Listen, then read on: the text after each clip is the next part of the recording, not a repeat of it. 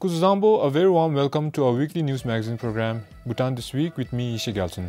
This week's top stories: Her Majesty the Gelson graces the inaugural ceremony of the National Veterinary Hospital. Bhutan's consulate office opens in Guwahati. The opposition expresses shock over the government's accusation against the former MOWHS minister Yishejimba. Her Majesty the Gelson graced the inauguration ceremony of the new National Veterinary Hospital in Thimphu. The new hospital is expected to meet the increasing demand for modern animal care and treatment requirements for pets and domestic animals. The Prime Minister, senior government officials, and the Indian ambassador to Bhutan also attended the ceremony.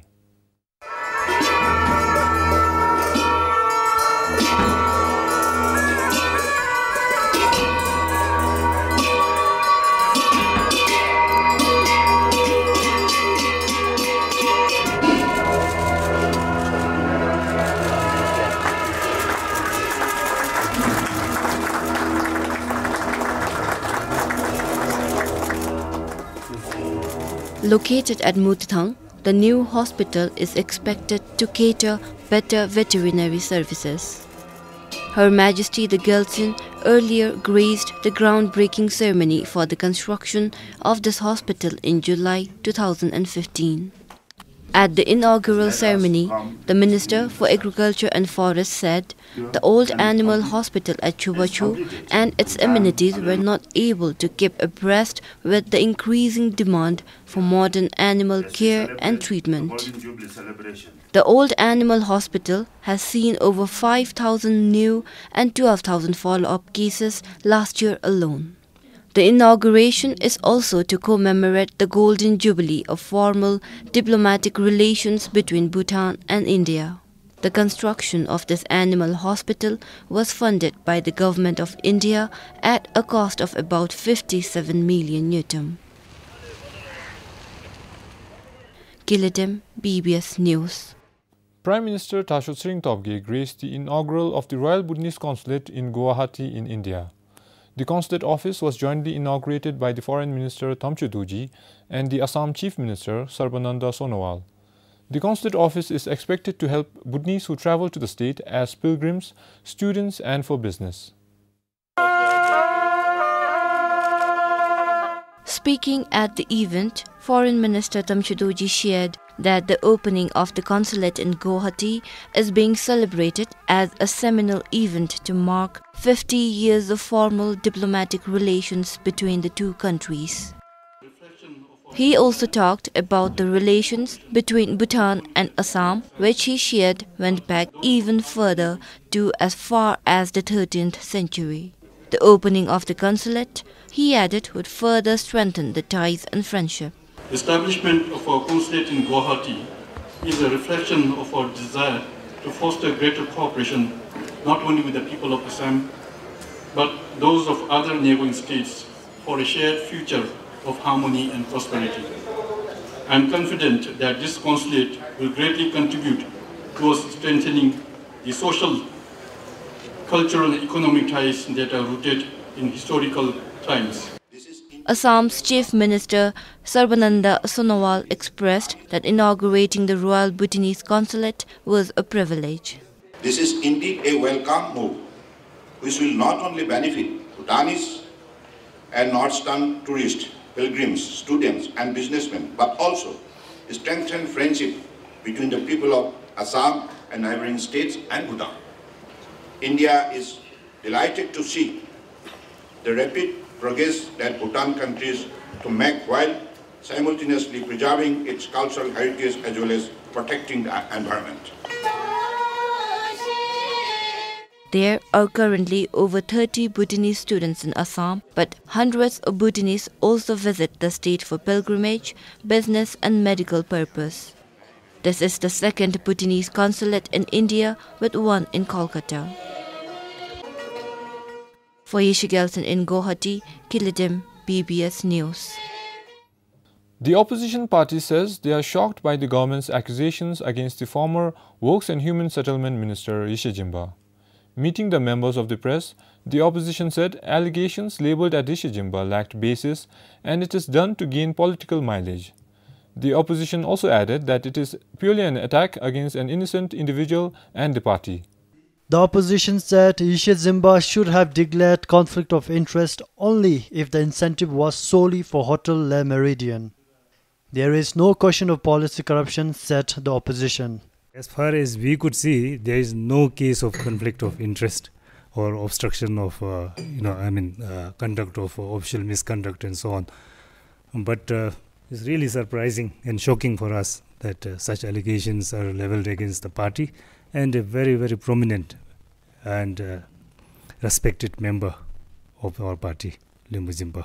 The opposition pointed out that recommendations were made by the Inter-Ministerial Committee consisting of Ministry of Finance, Ministry of Economic Affairs, the Tourism Council of Bhutan and the Hotels Association of Bhutan.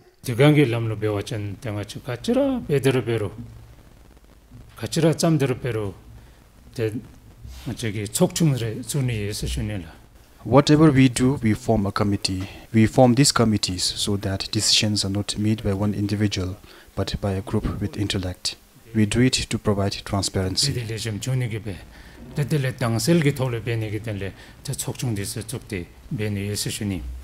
On the allegations of official misconduct, the opposition said Adisha Jimba acted upon the authority given to him and performed his duty as required of him by the law. The opposition said such wild accusation will have widespread implications.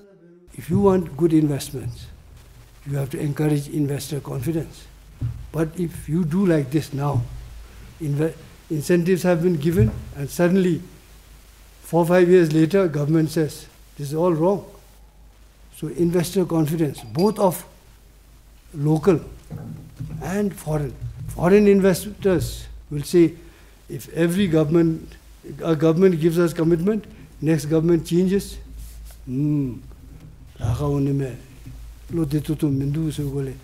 This investments into our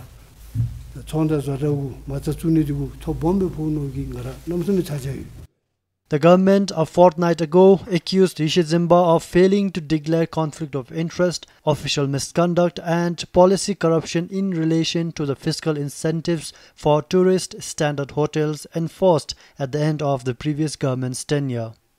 He was accused of favouring his daughter's hotel Le Méridien, which was under construction in 2013. Sharab Dorji, PBS News. If the government keeps on accusing the opposition party, the party said they will take various unlawful acts of the government to the court under legal reasoning if necessary. The opposition party said various course of actions will be taken hereafter. The opposition party said if such arguments and complaints were to be lodged against the government, it would have only made the matters worse. The party in its defense will, however, act accordingly if such matters continue. Niktong Jubdingi Nil Resensu Tinkin, Fiscal Incentive 17 Nalwe, Nyamrup Tokbagi, Timki Dinsalu Keila, the Inru Konglu, local standards legal basis Minduse, the Kongi the case dismissed Betai, the Inru Machi opposition lu, the one say do, Subashan opposition Kitsuchove, the Trinchanalu Kanandi do, the Deangachi, the Dare, the Shung, the Neindi, Judu Remda, Nizum Machiragi, Heta Sudi Bebawashin, the Tabmidini Messangachi, Nahidi. No saya matang la nisum benibe. Ti inru dari shungi katole nizum bera. Tenga chelu nizu pak thomasin ti dia ngachi ti kesa chelu kenigi no sitando seshunila. Da gadimjibe timgil bombera tenga chira gehablu mapemi miselu mapemi gi nedin bomjira thembajin. Te tim the two ina mena te takji beni di genkudi dokchi jamjilu mes. Da ngachira zonga khejinara chomdi kheji yenla chom te keji te shizu benibe nale tuta che saila imdalu di tamadu bomdu di lu webab mindu se katile thingla ka shodi ngachi ki timgana ma ke se shunila rongin do timgi dinsalera ka shodenbe di dadu phapibe shagobes. The other issues include the establishment of Rural Enterprise Development Corporation or REDCL, an exemption of customs duty and sales tax on all books imported in 2015. However, the party did not state the exact time of the filing the court case. This is Ringdandup, BBS News. Bhutan will receive additional revenue of over 480 million ngultram annually from the export of electricity to India. This is following the latest power tariff revision of Chuka hydropower plant. The tariff rate is now revised to 2.55 ngultram from 2.25 ngultram per unit. With the increase, earnings from the export of electricity from Chuka hydropower plant for the year 2017 will come close to 4.1 billion ngultram. The change comes into effect from 1st January 2017. The 30 chatham difference is an increase by 5 chatham compared to the last tariff revision in 2014. According to a news release from the Office of the Prime Minister, the income will help the government improve its fiscal position and Indian rupee reserve. Prime Minister Tashut Topke requested the Indian Prime Minister Narendra Modi to increase the tariff during a bilateral meeting on the sidelines of the Advantage Assam Investors Summit yesterday. The news release states that the gesture from the Indian government is significant since this year marks 50 years of formal diplomatic relations between Bhutan and India. About 1,700 million units of electricity are exported to India from Chuka hydropower plant annually. The power plant was initiated in 1974 and commissioned in 1988. Pup Game for BBS News. As the parliamentary elections draw closer, the Commission also finalized the period during which public gatherings will be prohibited. This is to ensure free and fair elections. The Commission will not allow public gatherings of any form after 15th February till May and August till October this year. Public gatherings include organizing of religious activities and marriage ceremonies, among others. However, the ECB officials said religious ceremonies held in zongs where public do not come together can be performed. We will not be able to allow the public to do unplanned gatherings, except if it is at all unavoidable circumstances, such as death. If there is a death at home, we can't keep the dead body at home till the election period is over. So in such cases, the people will have to get approval from the local authorities to do whatever is required. And we are putting this restriction not as a restriction. People should understand it, that we are providing protection to the people. Till date, 172 aspiring National Council candidates have registered with the ECB. Of them, 51 submitted the letter of endorsement from the Bhutan Accreditation Council to the Commission for the issuance letter of attestation. The ECB is in the process of verifying the letters before endorsing it. The letter of attestation certifies the person contesting has a formal university degree. The Commission is also requesting other NC aspirants to submit their letter of endorsement to the Commission at the earliest. We issue the letter, but then like all this scrutiny of the letter of this thing is done by, there's an organization called BAC, Bhutan Accreditation Council, under Ministry of Education. So BAC and ECB, we are working hand in hand, and they do all the scrutiny how they have obtained that degree, whether it's a regular class board degree or a part-time or a distance, all these things they certify. Meanwhile, the familiarization tour for the aspiring NC candidates will also be allowed only till the 15th of this month. With additional information from Pema Sring, Samton Dolkar, BBS News. The Election Commission will set up 64 facilitation booths across the country during the upcoming National Council elections. A first of its kind in the country, the initiative is to simplify the process for postal ballot voting, which today many say is confusing and lengthy. Through the booth, eligible registered postal voters can cast their vote from their place of residence. Mobile facilitation booths will also be set up for registered postal voters, such as prisoners, long-term patients, and people living with disabilities. Voters will have to choose their facilitation booth while registering for postal ballot. The postal voters will be able to avail this service very easily, and ultimately the ballot papers that are voted, that are cast from the facilitation booths, will be delivered those on time to the returning officers and get it counted. So thereby actually we are expecting to see a drastic increase in the voter turnout. The Commission is in the process of educating voters on such booths. In Pema Gasol, people welcomed the initiative.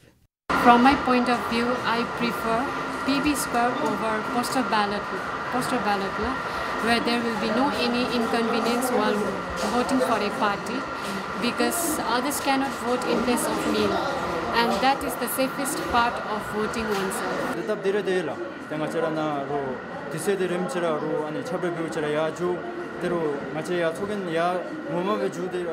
For us, the booth will be set up at Nganglam Central School, which is going to be convenient for us. We can go there and cast vote as soon as the voting time opens. It will be like the traditional voting practice.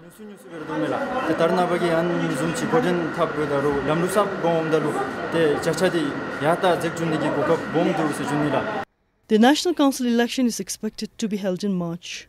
With additional information from Teledoji in Pema Gasol, Chonidama for BBS News. The Bhutan Health Trust Fund collected about 38 million ngultram through its Move for Health special lottery. The lottery draw was held at the clock tower in the capital. The special lottery is part of the Bhutan Health Trust Fund's initiative to double the fund from over 1.5 billion ngultram to 3 billion ngultram by the end of this year. This special lottery was initiated to mobilize additional resources for the Health Trust Fund. The Bhutan Health Trust Fund printed 300,000 lottery tickets and earned about 38 million ngultram. From the total amount, over 10,000 million ngultram was spent on cash prizes. Besides the lottery earning, the trust fund received 500 million ngultram from the government. The amount is part of the matching contribution to the $10 million that the Asian Development Bank will provide to the fund. Further, with the government of People's Republic of Bangladesh providing about 150 million worth of essential drugs, and similarly Korea-Bhutan Friendship providing roughly 50 million worth of essential drugs, in addition to the donation of $50,000 in cash. The fund capital of Bhutan Health Trust Fund will be increased to 3.3 billion. Since 2003, the Bhutan Health Trust Fund spent over 700 million ngultram on essential drugs and vaccines. A total of 192 million has been spent to procure essential drugs and vaccines in the financial year 2017 to 2018 alone. The Bhutan Health Trust Fund was established in 2003 to sustain primary health care through continued and uninterrupted supply of essential drugs, vaccine, needles, syringes, among others. Pema Saldun Sring, BBS News. The Gross National Happiness Commission, in collaboration with UNDP, is drafting the national policy for persons with disabilities. The policy is geared towards meeting the needs of the vulnerable sections, like the persons with disabilities in the society. The policy involves interventions in education, health, economic security, physical accessibility, and protection and access to justice, among others. It is expected to empower persons with disabilities to enjoy their rights, promote inclusive development, and improve access to opportunities and services.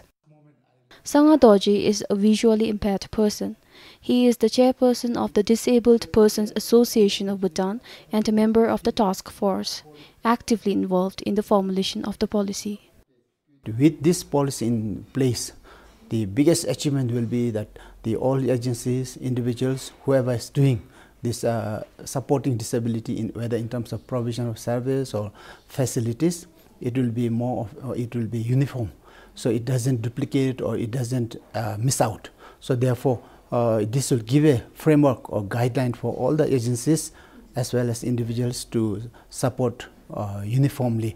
This policy will really help all the sectors work towards disability issues. For example, providing right type of education, providing right type of health services, employment services, and also engaging the civil service organizations and private sectors how to support people with disabilities in their best ways. So this policy will really guide all sectors in collaborating each other and work as a team.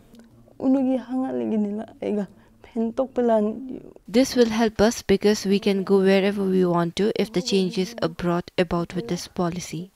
When there is an occasion, we are always left out. But now we can go outside once the access to road for persons with disabilities comes.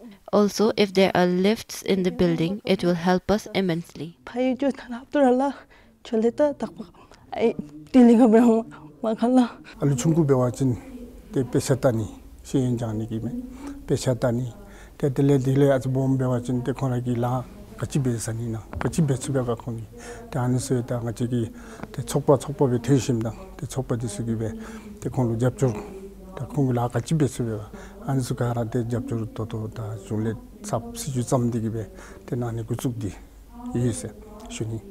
Once the policy comes in place, it will ensure inclusive socio-economic development. Samtin Dolkar, BBS News. Farmers in Goshing and Ngangla Gyeoks initiated winter vegetable farming as encouraged by the agriculture sector 3 years ago. They even signed a memorandum of understanding with the Dzongkhag. The farmers have worked hard accordingly and are producing so much that they are now facing difficulty in marketing their vegetables. Farmers started growing vegetables like cabbage, broccoli, radish and cauliflower during the winter months. This is mainly to reduce import, supplement nutritional value and household income. But this year, farmers of Goshing and Ngangla are facing difficulty in marketing the vegetables due to ample production. Farmers said the issue, if not resolved, might affect next winter's production. The district agriculture sector says they are exploring ways to help the farmers.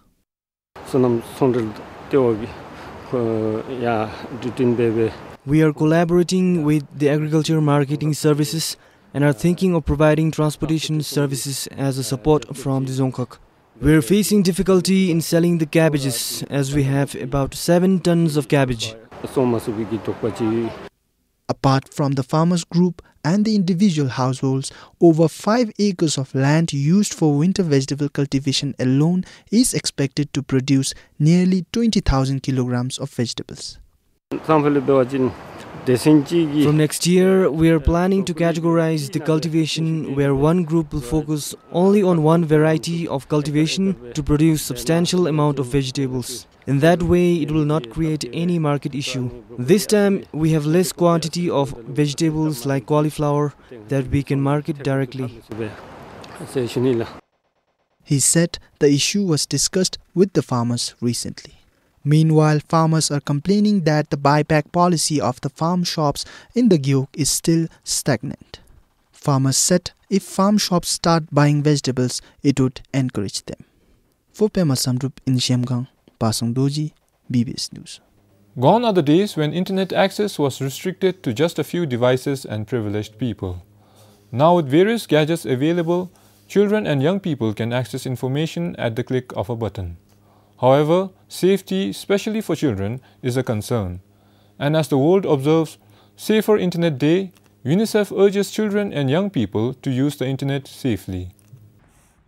From posting photos online to checking updates on Facebook, digital technology has taken over the younger generation within a very short span of time. It has transformed their world. Globally, 1 in 3 internet users worldwide is a child, and young people are now the most connected of all age groups.